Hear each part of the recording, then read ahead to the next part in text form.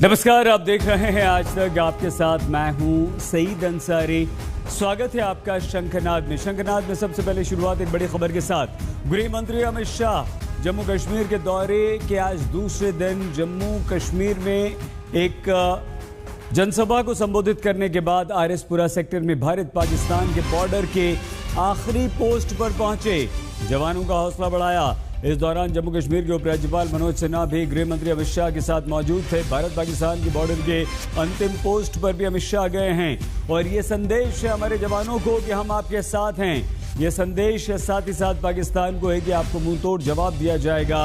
और अमित शाह लगातार अपने 3 दिन के दौरे पर हर बार ये संदेश अवश्य दे रहे हैं कि हम आतंकवाद को छोड़ेंगे नहीं, आतंकवाद को समाप्त करके रहेंगे, आतंकवाद का अंत अब तय है।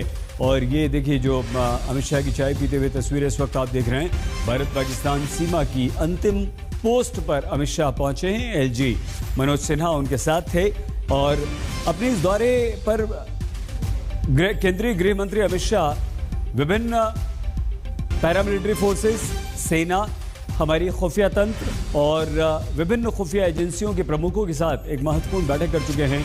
और उस बैठक का जो सबसे महत्वपूर्ण बिंदु था वो यही कि हमारे जवान जिस तरह से सीमा की सुरक्षा में डटे हुए हैं, उनके परिवार वालों को एक संदेश दिया जाए कि सरकार और भारतवर्ष का हर व्यक्ति उनके साथ है। और आतंकवादियों को यह संदेश दिया जाए कि भारत सरकार ने अब यह ठान लिया है कि आतंकवाद का कश्मीर से सफाया होगा। जम्मू कश्मीर में एक भी आतंकवादी को बख्शा नहीं जाएगा। उनके हैंडलर्स तक, उनके सपोर्टर्स तक और वो जो स्लीपर सेल हैं उन पर भी नकेल कसी जाएगी। तो गृह मंत्री अमित शाह के 3 दिन के इस दौरे पर सबसे महत्वपूर्ण आतंकवाद के खात्मे पर चर्चा है। और ये चर्चा न सिर्फ वो सेना के साथ कर रहे हैं बल्कि paramilitary forces, Jammu Kashmir police के वरिष्ठ अधिकारियों के साथ कर रहे हैं। लेकिन यहाँ पर महत्वपूर्ण ये भी है कि वो खुफिया तंत्र के साथ भी बैठकें कर रहे हैं, मीटिंग्स कर रहे हैं। और खुफिया एजेंसियां जो हैं उनके प्रमुखों के साथ बैठक में ये भी तय हुआ है कि किस तरह से नकेल कसी जाए, कैसे हम उन तक पहुँचे, उन आतंकवादियों तक पहुँचे, उन आतंकवादियों के आकाओं को ये संदेश दें, उन लोगों को पाकिस्तान में बैठे आकाओं को ये बताएं कि अब जम्मू कश्मीर से आतंकवाद का अंत जो है निश्चित है और आतंकवाद को समूल नष्ट किया जाएगा। और ये संदेश लगातार दे रहे हैं। ये जो आरएसपुरा सेक्टर है यानी कि बॉर्डर का अंतिम सेक्टर और उसकी अंतिम पोस्ट पर वहाँ तक पहुँचे हैं अमित शाह। जवानों के साथ संवाद कर रहे हैं, उन्हें संबोधित कर रहे हैं, जवानों से मिल रहे हैं। सुनिए क्या कहा अमित शाह ने।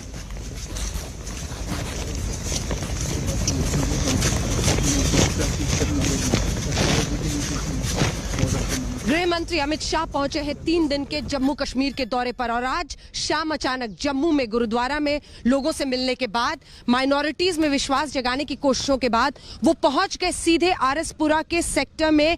ये भारत और पाकिस्तान की सरहद पर आखिरी पोस्ट है जहां पर बीएसएफ के ये तमाम जवान हैं। और यहां पर आज गृह मंत्री अमित शाह पहुंच गए हैं। उनकी पूरी दौरे में ये कहा जा सकता है कि ये सबसे कड़ा संदेश है उस भारत और पाकिस्तान की सरहद से सीधे पाकिस्तान को, जो लगातार घुसपैठ से लेकर अलग अलग कोशिशें करता है, जिसको नापाक करते हैं हमारे सैनिक। आइए इस हिस्से में आपको दिखाएं क्योंकि यहीं से ये बॉर्डर का आखिरी पोस्ट है और यहीं से उस पार जो सीधा आप कह सकते हैं जो हमारी सेना है वो स्क्रूटनी करती है, वो देखती है। बहुत सारे छोटे छोटे बंकर्स बने हुए हैं जिनके जरिए उन पर नजर रखी जाती है। और यहीं से जो आर्मी के तमाम स्टाफ हैं, सीनियर ऑफिसर्स हैं, उन्होंने गृह मंत्री अमित शाह को ब्रीफ किया, उनको जानकारी दी कि कैसे पाकिस्तान उस पार से सरहद से किस तरह से सुरंगें खोदकर इस तरफ लाने की कोशिश करता है, कई जगहों पर बमबारी करता है जो सरहद पर। और बाकायदा उन्होंने जानकारी दी कि किस तरह की मिट्टी उस तरफ है और इस तरफ है जिसकी वजह से ये सुरंगें वो खोदते हैं। तो ये बॉर्डर पोस्ट का सबसे, ये बीएसएफ का आखिरी पोस्ट हम कह सकते हैं आरएसपुरा सेक्टर में। ये वो तमाम जवान जो हमारे देश की सरहद पर ऐसी जगहों पर तैनाती में जुटे रहते हैं और यहीं से आप समझिए ये आखिरी पोस्ट है। जिस हिस्से में ले जाकर सैन्य अधिकारियों ने गृह मंत्री अमित शाह को ब्रीफ किया इंटरनेशनल बॉर्डर में, उन्होंने बताया कि कैसे उस पार से दूरबीन के इस्तेमाल से देखा जाता है कि अक्सर सुरंगें मिट्टी में खोदकर कोशिश होती है उस तरफ से, पाकिस्तान की तरफ से, कि सुरंग खोदी जाए। और जानकारी ये भी उन्होंने दी कि किस तरह से हम उसको फिर काउंटर करते हैं और कैसे हम उस पर नजर बनाकर रखते हैं। कैमरामैन पवन के साथ अंजना ओम कश्यप, सीधे इंडो पाकिस्तान बॉर्डर से आज तक के लिए। तो तस्वीरें लगातार हम दिखा रहे हैं, वहां पर आरएसपुरा सेक्टर में स्थानीय लोगों के साथ केंद्रीय गृह मंत्री अमित शाह ने बातचीत भी की है। एलजी मनोज सिन्हा लगातार उनके साथ हैं, वहां पर चाय पी, जवानों को उन्होंने उपहार भी भेंट किए हैं। केंद्रीय गृह मंत्री अमित शाह के जम्मू कश्मीर दौरे का आज दूसरा दिन है। अमित शाह ने जम्मू कश्मीर में बड़ी जनसभा को संबोधित भी किया है। इसके बाद गृह मंत्री अमित शाह आरएसपुरा सेक्टर में भारत पाकिस्तान बॉर्डर की अंतिम पोस्ट पर पहुंचे, जवानों का उन्होंने हौसला बढ़ाया। जम्मू कश्मीर के उपराज्यपाल मनोज सिन्हा लगातार गृह मंत्री अमित शाह के साथ रहे। तो बॉर्डर की अंतिम पोस्ट तक पहुंचना न सिर्फ आतंकवादियों को एक संदेश देना है, बल्कि हमारे जवानों की हौसला अफजाई भी करनी है। और बीएसएफ के जवान जो लगातार हमारी सीमाओं की सुरक्षा में लगे रहते हैं, विपरीत परिस्थितियों में वो हमारे देश की सीमाओं की सुरक्षा करते हैं ताकि आप और हम, हमारे बच्चे चैन की नींद सो सकें, हम जो हैं वो अपने घरों में आराम से रह सकें, हम खुली हवा में सांस ले सकें। और इसके पीछे बहुत बड़ा योगदान होता है और इसके पीछे सर्वोच्च बलिदान हमारे सैनिकों का होता है। उन्हीं सैनिकों की न सिर्फ हौसला अफजाई है, बल्कि उन आतंकवादियों को एक बेहद कड़ा संदेश है कि बस अब बहुत हो गया, हम आतंकवाद को समूल नष्ट करेंगे, आतंकवाद का खात्मा करेंगे। रुख अगली खबर का, क्या आर्यन खान की रिहाई की कीमत तय की गई थी? क्या शाहरुख खान अगर 25 करोड़ रुपए दे देते तो उनका बेटा आर्यन खान गिरफ्तार नहीं होता? क्या एनसीबी के चीफ को ये 8 करोड़ इसमें से मिलने वाले थे? कौन था वो डीलर, या कौन थे वो डीलर जिन्होंने डीलिंग करवानी चाहिए? इन सारे प्रश्नों के साथ एनसीबी अब कटघरे में है, क्योंकि क्रूज ड्रग्स केस में एक शख्स सामने आया है जिसने अपने हलफनामे में 25 करोड़ रुपए की डील वाली एक मिस्ट्री डाल दी है। तो क्या ये 25 करोड़ की डीलिंग वाली बात सही है? देखिए हमारी इस रिपोर्ट में।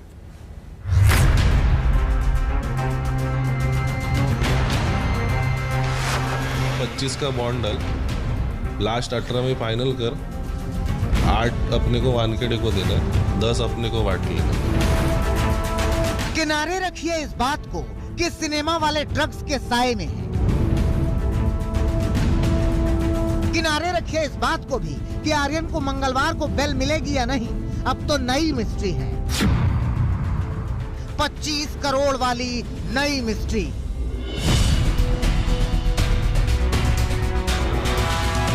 बिल्कुल ठीक सुन रहे हैं, क्रूज ड्रग्स केस में 25 करोड़ वाला तड़का लगा है। आरोप लगा है कि आर्यन को छोड़ने की कीमत 25 करोड़ थी। आरोप लगा है कि 18 करोड़ में डील तय होनी थी। आरोप लगा है कि 8 करोड़ रुपए एनसीबी के मुखिया समीर वानखेड़े को लेना था। और इन सारे आरोपों को हलफनामे की शक्ल में दर्ज कराया है इस आदमी ने। इसे तो जानते होंगे आप, इसका नाम है प्रभाकर साली। प्रभाकर साली इस आदमी का बॉडीगार्ड है। यह है किरण गोसावी। किरण गोसावी की ही सेल्फी वाली ये तस्वीर भयानक वायरल हुई थी।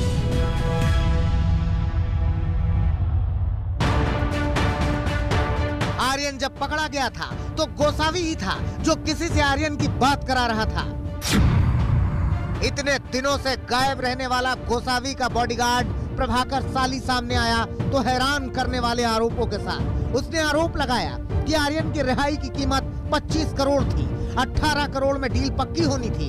10 करोड़ आपस में बांटने थे। 8 करोड़ रुपए एनसीबी के मुखिया समीर वानखेड़े को देना था। फिर हम लोग लोअर परेल गए, वहाँ पर हमारा गाड़ी रुका, पीछे से वो सैम सर आ गए। उसके तुरंत 2 मिनट के बाद एक ब्लू मर्सिडीज आ गई। ब्लू मर्सिडीज आ गई। कौन था उसमें? कौन है ब्लू मर्सिडीज? उसमें मैंने एक वो लेडी को रिकॉग्नाइज किया। वो एसआरके की मैनेजर थी, पूजा ददलानी करके।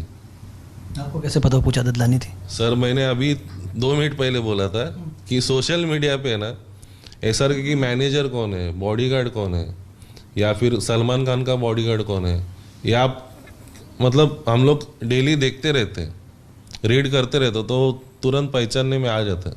आपने कितने नजदीक से देखा पूजा ददलानी को? 5 फीट की दूरी पे। अच्छा, एकदम सामने देखा। किसके साथ बात कर रही थी वो? किरण गोसावी, सैम और ये 3 जन आपस में बात कर रहे। यहाँ एक नया नाम आया है, सैम। इस सैम का पूरा नाम है सैम डिसूजा। सैम डिसूजा शाहरुख खान की मैनेजर पूजा ददलानी से लगातार बात कर रहा था। सारी डीलिंग पूजा से ही हो रही थी। क्रूज पर छापेमारी के बाद मुंबई में लोअर परेल में नीली मर्सिडीज से पूजा सैम से मिलने आई थी। मर्सिडीज के भीतर ही तीनों की बातें हुई। उसके बाद हम लोग निकल गए मंत्रालय के सामने, हम लोग गाड़ी रुका दी। सुबह के 5:30 पौने 6 बज रहे थे। फिर सैम का कॉल आया, तो मैं पीछे ही बैठा था, मैंने देखा आ गए कॉल।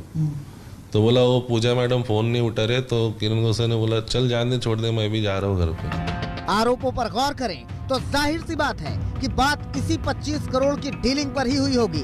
लेकिन इसके बाद डीलिंग करने वालों को झटका लगा, क्योंकि पूजा ने सैम डिसूजा का फोन उठाना बंद कर दिया।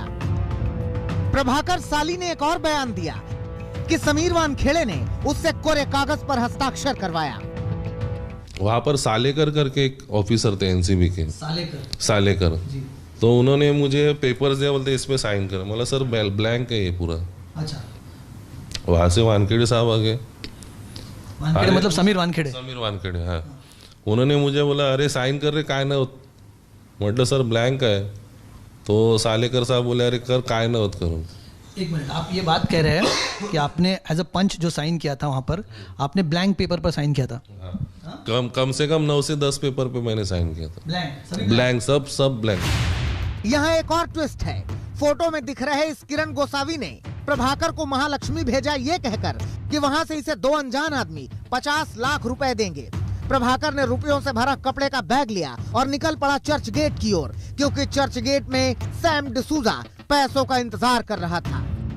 फिर उन्होंने मुझे तुरंत कॉल किया कि तुझे अर्जेंट महालक्ष्मी जाना है करके। वहां से मैं तेरे को बाद में डिटेल बताऊंगा, तेरे को 50 लाख वहां से उठाना है।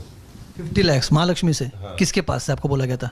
वो कुछ भी नहीं बताता, वो बोले मैं तेरे को डिटेल बताते रहेगा, तू निकल यहाँ से अर्जेंट में। अच्छा, इसी के सिलसिले में था 50 लाख उठाना था आपको? हाँ, ऑब्वियसली उसी सिलसिले में रहेगा। तो क्या आप गए, पैसा मिला आपको? मैं वहां पर गया, तारदेव रोड पे इंडियाना करके होटल है जी, वहां तक गया तो देखा एक गाड़ी नंबर था 5102 व्हाइट कलर की। उसमें से 2 जन उतरे। उन्होंने मेरे को क्या थैली दिया पॉलीथीन का, कपड़े का बैग था, उसमें सब पैसा था, कैश था उसमें। उन्होंने बोला वहां पर रुकना नहीं, सीधा उठाना, गाड़ी में डालना और निकल जाना वाशी के लिए। ये पैसा किसको दिया आपने? किरण गोसावी के पास। लेकिन यहाँ भी खेल हुआ। रुपए 50 लाख नहीं थे, बल्कि 38 लाख थे। साथ में मैसेज था कि बाकी का पैसा 2 दिन के बाद। 4:45 के बीच में मेरे को कॉल आ गया। मैं बोला घर से निकल, और मेरे को वाशी ब्रिज के इधर मिला अर्जेंट में। ठीक है, फिर वहां पर मैंने वेट किया, तो बोला इनोरबिट मॉल के इधर वाशी वाला। उधर गया तो इनोवा में वो लोग आ गए, मेरे को अंदर बिठाया। वही पैसे का बैग मेरे को दिया, बोला ओला बुक कर और निकल तू चर्च गेट में, तेरे को सैम सर मिलेंगे, उनको ये रिटर्न दे दे। मैंने ओला बुक किया, मैं निकल गया। फिर ट्राइडेंट होटल के इधर मेरे को सैम सर मिले। अच्छा। उनका वो इनोवा क्रिस्टल लेके आए थे। फिर उनके गाड़ी में जाके दिया, मैं भी अंदर बैठ गया। उन्होंने सब कैश गिना, सिर्फ 38 लाख उसमें निकला। मतलब 50 लाख दी तो 38 लाख हो गए। हाँ। कैसे? अभी मैं वो सब गिनते नहीं बैठ रहा था, मेरा काम था इधर से उठाना, उधर जाके देना। मैंने उनके हाथ में दिया, उन्होंने बोला 38 लाख से प्रभाकर, वो आप उधर बात करो, मेरे से बात मत करो गोसावी से। तो उन्होंने कॉल किया, तो उन्होंने बोला कि 2 दिन का टाइम दे, बाकी करवा। तब सरकारी गवाह बना किरण गोसावी अब फरार है, लेकिन उसका बॉडीगार्ड आज तक के कैमरे पर है। आरोपों के इस हलफनामे के बाद सवाल उठना लाजमी है कि क्या आर्यन की गिरफ्तारी किसी साजिश का हिस्सा है? क्या 25 करोड़ देने पर आर्यन का मामला दबा दिया जाता? क्या वाकई फिरौती के इस रकम में 8 करोड़ समीर वानखेड़े को मिलने थे?